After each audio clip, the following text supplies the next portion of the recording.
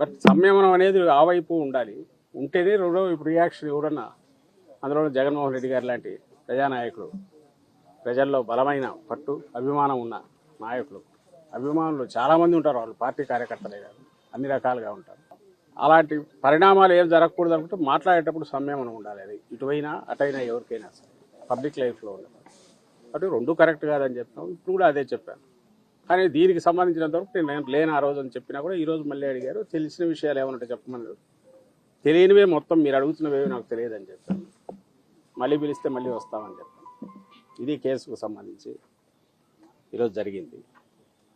ఇది కాక ఎలాగో సందర్భం వచ్చింది కాబట్టి ఇక్కడికి వచ్చాం. మీరంతా మీడియా మిత్రులు ఉన్నారు కాబట్టి ఈ సంవత్సరంగా మీరు చూస్తుంటే అది రోజు రోజుకు పెరిగిపోతుంది. ఈ సోకాళ్ళ రెడ్ బుక్ పాలన అనేది ఆ రోజు అతను లోకేష్ అంటుంటే ఏదో పొలిటికల్ రిటారిక్లో పార్ట్గా అన్నారనుకున్నాం. కానీ లేదు, వాళ్ళ తండ్రి కొడుకు ముందు నుంచే ఒక పథకం ప్రకారము రావడం ఎందుకు రాక ముందు నుంచే ఎన్నికల కమిషన్ పరిధిలో ఇంకా మేము అధికారంలో ఉండగానే, జగన్మోహన్ రెడ్డి గారు వైఎస్ఆర్సీపీ అధికారంలో ఉండగానే ఎన్నికల కమిషన్ పరిధిలోకి వచ్చిందని చెప్పి దాని ద్వారా ఎంత అడ్డగోలుగా వ్యవహరించారో, ఎంత రాజ్యాంగ విరుద్ధంగా రాజ్యాంగాన్ని ఉల్లంఘించి వైలెన్స్ క్రియేట్ చేశారో అందరూ చూసాం. ఇంకా ఆ తర్వాత ఏకంగా పరిపాలనలోకి వచ్చినాక ఒక పథకం ప్రకారం ఏ అంటే అది రాసుకోవడం, నువ్వు సంతకం పెడతావో లేదో, వచ్చిన వాడికి అక్కడ ఉండకపోయినా కేసు పెట్టడం, మేజిస్ట్రేట్ దగ్గరికి తీసుకోవడం, రిమాండ్కి పంపించడం, ఆ తర్వాత ఇంకోటి ఏదో పెట్టడం. దానికి ఆ టైంలో ఎవరైతే నిందితుడిగా వీళ్ళు పెడుతున్నారో వాళ్ళు అక్కడ ఉండడం అవసరంలా, లేదా రాయించిన వాడు ఎవడో వాడికి పరిచయం కూడా అవసరంలా. కేవలం ఈ నిందితుల మీద చంద్రబాబు గారి దగ్గర మొదలు పెడితే కింద వరకు స్థానిక నాయకుడి వరకు ఎవరికైనా కోపం ఉంటే చాలు, అది వ్యక్తిగతమైన కావచ్చు, ఇంకో రకమైనదా కావచ్చు, పెట్టు కేసు ఎత్తి ముందు లోపల పడి వేల మంది అవుతున్నారు. మరి మొన్న మళ్ళీ మాకు కావాలి అప్పుడు ఎమ్మెల్యేగా, అప్పుడు ఎప్పుడుదో పాతది కంప్లైంట్, మా హయాంలోనే కంప్లైంట్ ఇచ్చారు టీడీపీ వాళ్ళు ఎవరు, దాన్ని ఇప్పుడు ఓపెన్ చేసి 307 పెట్టి ఆయన మీద ఒక కేసు పెట్టారు. నిన్నటికి రాత్రి ఇప్పుడే ఇంతకుముందే తెలిసింది, కంతేరు మా పార్టీ ఎంపీటీసీ ఎస్సీ మహిళ, ఐ థింక్ రాత్రి అర్ధరాత్రి అయిన తర్వాత అనుకుంటున్నాను, తెల్లవారుదామున 3 గంటలకు వెళ్ళి ఆమె దుస్తులు మార్చుకుని వస్తాను, నైటీలో ఉన్నానంటే కూడా వినకుండా బలవంతంగా 20-30 మంది వచ్చి అలాగే ఆమె నైటీలో ఉన్న ఆమెను తీసుకెళ్ళి, మహిళని కూడా చూడకుండా తీసుకెళ్ళేసి వేశారు. ఇప్పుడు ఐ థింక్ కోర్టులో పెట్టినట్టున్నారు అనుకుంటా, పెట్టబోతున్నారు. చట్టం క్లియర్గా చెప్తుంది, చీకటి పడిన తర్వాత కానీ ఇంకో రకం కానీ మహిళల విషయంలో ఎట్లా వ్యవహరించాలనేది క్లియర్ కట్ ప్రొసీజర్ ఉంది, ఇన్స్ట్రక్షన్స్ ఉన్నాయి, గైడ్ లైన్స్ కూడా కాదు, స్పెసిఫిక్ ఉన్నాయి, సుప్రీంకోర్టు ఆర్డర్స్ ఉన్నాయి.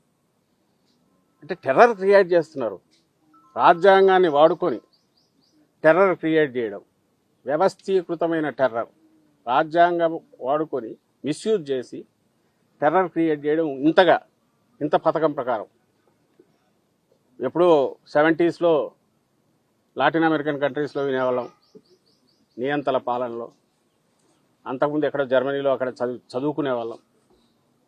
ఇప్పుడు మోడర్న్ ఆధునికంగా తయారైన మన రాజ్యాంగం దీంట్లో కూడా దీన్ని మిస్యూజ్ చేయొచ్చు, ఎంతవరకు వెళ్ళొచ్చు అనేది చంద్రబాబు నాయుడు గారు ఆయన ప్రభుత్వం చూపిస్తున్నారు. ఈ కేసు రాత్రి చెప్తారు, అర్ధరాత్రి ఎందుకు పోవాలి, పొద్దున పోవచ్చు. నిజంగా నువ్వు కేసు ఉంది అనుకున్నా కూడా అది కూడా జరిగింది, పిల్లలకు సంబంధించింది ఏదో జరిగింది. వీళ్ళు పెట్టిన కేసు తీసుకోలేదు, ఎస్సీ కేసు పెట్టి అటువైపు నుంచి పెట్టిన వాళ్ళ కేసు మాత్రమే తీసుకొని వీళ్ళని అరెస్ట్ చేసి తీసుకెళ్ళారు. న్యాయాలు పక్కన పెడితే ఒక మహిళతో ఎట్లా డీల్ చేయాలనేది కూడా చేయలేదంటే వీళ్ళు ఎక్కడికి దిగజారిపోతున్నారు. కేవలం ఒక రౌడీలు ఎట్లా బిహేవ్ చేస్తారో, మేము ఇదిగో దౌర్జన్యం చేస్తామనే విషయం తెలిసి భయపడాలి మీరందరూ అని చెప్పడానికే ఇవన్నీ చేస్తున్నారేమో అని అనిపిస్తుంది. మా నాయకుడు చెప్తున్నట్టు కాలం ఎప్పుడు ఇలాగే ఉండదు. ఈ పద్ధతిలో జగన్మోహన్ రెడ్డి గారు పోయితే అసలు ఐ డోంట్ థింక్ ఇప్పుడు తెలుగుదేశం పార్టీ అనేది ఇలా ఉండేదని కూడా అనుకోవట్లేదు. కానీ అట్లా అనుకోలే ఆయన. కానీ ఇప్పుడు వీళ్ళు చూపిస్తున్నారు ఎట్లా చేయొచ్చు అనేది. ఇది ఒక్కసారి ఇది మొదలు పెడితే ఎక్కడికి తీస్తుంది అనే విషయం ఎందుకు ఆలోచించట్లేదో నాకు అర్థం కావట్లేదు. రేపు మళ్ళీ అధికారం మారి మేము వచ్చిన తర్వాత ఇదే పని మొదలు పెడితే ఎట్లా ఉంటుంది మీరు ఏ రిమాండ్ రిపోర్ట్ దీన్నన్నా చూడండి, రిమాండ్ రిపోర్ట్ ఏ కన్ఫెషన్ అన్నా చూడండి.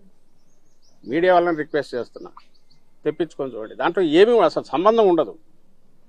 మీరు నిందితుడిగా చేర్చిన వాడికి కానీ కన్ఫెషన్ తీసుకున్నవాడు కానీ ముఖ పరిచయం కూడా ఉండదు, అయినా సరే తీసుకుంటున్నారు. రాసేయడం 11 ఏళ్ల క్రితం పోసాని కృష్ణమూర్తి అయితే 10 ఏళ్ల క్రితం ఉంటాయి, 9 ఏళ్ల క్రితంలో ఆ కామెంట్ తీసి ఇప్పుడు ఎవరికో బాధ కలిగిందంటే ఎత్తి లోపల పడేస్తారు, రాత్రిపూట వెళ్ళి తీసుకోవచ్చు. ఇలాంటి వర్షం పెడితే అన్నీ అలాంటివే. మరి ఎక్కడికి దారి తీయాలనుకుంటున్నారో, ఎక్కడికి దారి తీయించదలుచుకున్నారో అర్థం కావట్లేదు. దయచేసి ఇప్పటికైనా వాళ్ళు మానుకోగలిగితే. నువ్వు వేస్తున్న విత్తనం మామూలు చాలా ప్రమాదకరమైనది. దీని నుంచి వచ్చే చెట్టు భయంకరంగా ఉంటుంది. అది అంటే వ్యవస్థలను ఇంతగా దుర్వినియోగం చేసి చేయడం మొదలు పెట్టాక ఇది ఇక్కడతో ముందుకు పోయి దానివల్ల కలిగే దుష్పరిణామాలు ఎవరుంటాయి, దానికి పూర్తిగా చంద్రబాబు నాయుడు గారు బాధ్యత వహించాల్సి వస్తుంది. రెండవది, నిన్న ఏదో లిక్కర్ స్కామ్ అదొక తప్పుడు కేసు. ఆ విషయంలో మన సాక్షి పత్రిక సంపాదకుడు ఎడిటర్ ధనంజయ రెడ్డి ఇంటికి వెళ్ళి, అంటే ఇంకా దానికి లిమిట్స్ కూడా లేవు. ఎక్కడికి వెళ్తున్నాము, మీడియా అనే దానికి ఉన్న మనం ఇస్తున్న ఒక మంచి పొజిషన్ కానీ పవిత్రమైన దీన్ని కానీ దాన్ని కూడా దృష్టిలో పెట్టుకోవటం. పోయింది కూడా దేనికి, ఇంకొక ధనంజయ రెడ్డి ఆయన కృష్ణమోహన్ రెడ్డి అక్కడ ఉంటారని. ఎందుకుంటారు అసలు? పోయి ఉన్నారని అనుకోవడానికి నీకు ఆధారం లేదు. నేరుగా పోవడం, తలుపు కొట్టేయడం, లోపలికి వెళ్ళడం, ఉన్నాడా అని వెతకడం. ఏమంటే మా ఇన్వెస్టిగేషన్లో part, we have that right. ఇది హెరాస్మెంట్ కాక ఏమవుతుంది? అందులో ఒక మీడియా ఎడిటర్ను, ఒక పెద్ద మీడియా సంస్థ ఎడిటర్ను, ఏమి ఎలాంటి ఇది లేదు, జంకు గొంకు లేదు, ఎవరేమనుకుంటారో లేదు. ఇది కరడుగట్టిన రౌడీలు మాత్రమే చేసే పని. వాళ్ళు ఇలాంటివే చేస్తుంటారు, టెర్రరైజ్ చేయడానికి.